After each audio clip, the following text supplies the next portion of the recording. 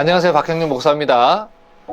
오늘은 여러분에게 질문을 하나 드리면서 강의를 시작하려고 합니다. 여러분의 배우자의 모습 중에 제발 좀 바뀌었으면 좋겠는데 도저히 바뀌지 않는, 도대체가 이해가 되지 않는 모습이 있습니까?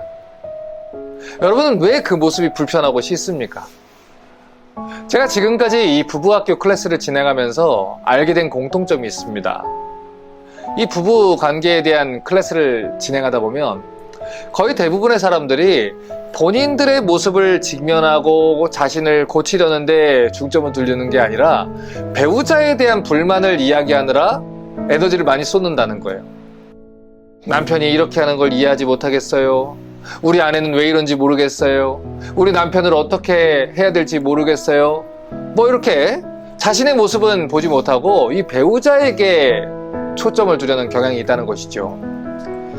그런데 사실 이것은 인간이 죄로 인해서 타락한 뒤에 갖게 된 죄인의 본성 중 하나입니다. 창세기 3장 12절과 13절을 보겠습니다.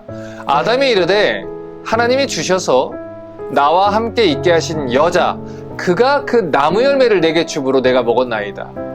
여호와 하나님이 여자에게 이르시되 내가 어찌하여 이렇게 했느냐? 여자가 이르되 뱀이 나를 깨므로 내가 먹었나이다. 아담은 자기가 지은 이 죄의 이유를 이렇게 설명했습니다. 하나님이 주셔서 나와 함께 하신 여자, 그 여자가 나무 실과를 주었기 때문에 제가 먹었습니다. 다시 말해서 하나님이 그 여자를 주지 않았다면 저는 죄를 짓지 않았을 거예요.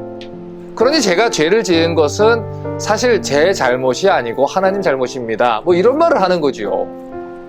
여자도 마찬가지입니다. 뱀이 나를 꿰므로 내가 먹었나이다. 이 말 앞에도 사실 하나님이 주신 뱀이 나를 꿰므로 라는 말이 생략되어 있는 거예요. 이것이 죄로 인해서 타락한 인간의 본성입니다. 우리는 우리가 잘못한 것은 보지 않으려고 하고 하나님이 주셔서 나와 함께 하신 배우자를 비난하려고 합니다. 왜냐하면 그렇게 해야 내가 이혼을 하든 남편에게 불순종을 하든 하나님의 말씀에 불순종한 이유를 다른 것으로 이렇게 돌릴 수 있기 때문이에요. 하지만 이것은 기본적으로 죄에 대한 책임을 지지 않으려는 인간의 타락한 본성에서부터 비롯되는 것입니다. 야고보서 3장 2절을 읽어보겠습니다. 우리가 다 실수가 많으니 만일 말에 실수가 없는 자라면 곧 온전한 사람이라 능히 온몸도 굴레 씌우리라. 제가 지난번에도 말씀을 드렸듯이 우리는 자신의 말과 행동에는 이렇게 필터를 씌우는 버릇이 있습니다.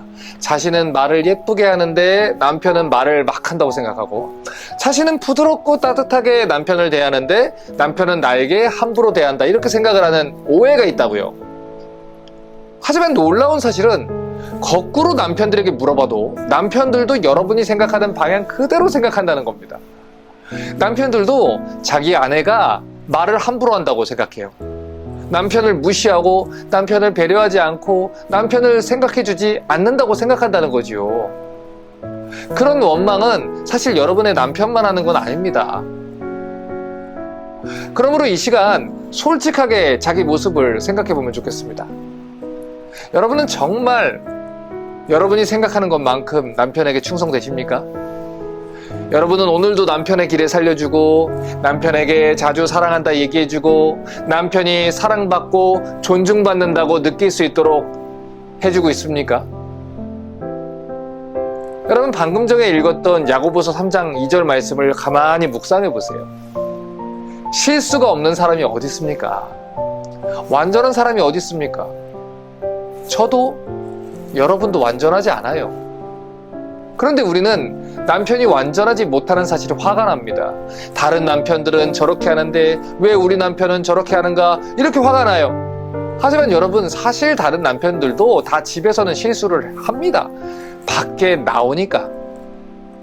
다른 사람들에게 나이스하게 하는 거지, 다른 남편들도 다 집에 가면 똑같이 다 실수하고 다 서툴게 합니다. 그런데 항상 우리는 남편의 실수와 허물에다 주목을 하다 보니까 이 불평과 원망만 자꾸 생기는 거예요. 하지만 분명히 말씀드릴게요. 완전한 남편은 없습니다. 여러분은 세상에 존재하는 남자들 중에 최고라서 여러분의 남편과 결혼한 게 아니에요. 하나님이 짝지어주신 여러분의 배필이라 믿었기 때문에 결혼을 한 것이죠. 여러분, 그러므로 여러분의 남편이 완벽하지 못하거나 다른 남편들과 비교했을 때 부족한 점이 보인다 해서 원망하지 마시기 바랍니다. 그럼 우리는 어떻게 해야 될까요? 어차피 뭐 남편은 불완전한 존재니까 남편은 남편대로 두고 아내들은 그냥 포기하고 살아야 될까요? 아니죠. 하나님은 우리의 이 시각이 달라지기를 원하세요. 사도행전 3장 19절을 보십시오. 그러므로 너희가 회개하고 돌이켜 너희 죄 없이 함을 받으라. 이같이 하면 새롭게 되는 날이 주 앞으로부터 이를 것이요. 이 말씀은 예수님을 만난 사람들은 말 그대로 새로운 인생을 살게 된다는 뜻이에요. 예수님을 만나게 되면 거듭나게 됩니다. 예수님을 영접하게 되면 새로운 피조물이 돼요. 그리고 새로운 피조물은 이 문제를 바라보는 시각이 달라지게 되어 있습니다. 문제를 생각하는 방향, 가치, 삶의 태도가 달라지게 되어 있다고요. 자, 그러면 여러분께 또 물을게요. 결혼 전에는 남편이 저러지 않았는데 결혼 후에 남편이 변한 거라 생각하십니까? 아닙니다. 여러분의 남편은 그때도 그랬고 지금도 그렇습니다. 다만 여러분이 그 사실을 보지 못했거나 인정하고 싶지 않는 것 뿐이지요. 또 한 가지 말씀드릴 것은 변한 것은 남편뿐만이 아니라는 거예요. 여러분, 우선요, 상황이 바뀌었어요. 나이가 생겼고요, 나이가 들었고요, 체력이 달라졌고, 가족 관계가 더해졌습니다. 연애할 때는 여자친구와의 관계만 생각하면 돼요. 맛있는 거 먹고 뭐 즐거운 일을 하고 오늘 데이트 어디 가서 하지? 이것만 생각하면 그만이지만 결혼을 한 뒤에는 이 결혼으로 이어지는 수많은 이해관계들을 생각하고 대처해야 됩니다. 그리고 그런 모습들은 이 결혼 전에는 생각하지 못했던 모습이고 남편이 마주할 수도 없었던 문제들이에요. 그렇기 때문에 여러분, 이 사실을 정리하고 가셔야 됩니다. 여러분의 남편이 변한 게 아닙니다. 상황이 바뀐 것이고 새롭게 풀어내야 하는 문제들이 삶 속에 등장하게 된 것뿐이에요. 그러니 여러분, 조금만 더 너그럽게 여러분의 남편을 바라봐 주십시오. 여러분도 처음이지만 남편도 처음일 수 있어요. 자, 또 한 가지 물어볼까요? 그러면 만약에 여러분의 남편이 흠 많고 부족하다고 느껴지면 여러분, 왜 처음에 그분과 결혼할 것을 생각하셨나요? 처음에 여러분이 남편에게 끌리게 했던 그 남편의 특징들을 한번 이야기해 보세요. 여러분의 남편의 어떤 점이 좋았지요? 그리고 그때 그 모습은 지금도 여러분에게 감사 제목으로 남아있나요? 아니면 당연한 것으로 잊고 살고 있나요? 아니면 그 좋았던 점이 오히려 지금은 꼴보기 계시나요? 마지막으로 한 가지 더 질문할게요. 만약에 여러분의 남편이 사고로 죽었다고 생각해 보십시오. 그러면 남편에 대해서 우리 남편은 이래요 이렇게 불평하는 사람들의 얘기를 들을 때 여러분은 어떤 생각을 하실 것 같습니까? 만약에 여러분의 남편이 여러분을 떠나게 된다면 여러분은 정말 지금보다 훨씬 더 행복할 거라 생각하시나요? 여러분, 인간은 언제나 불평하는 존재입니다.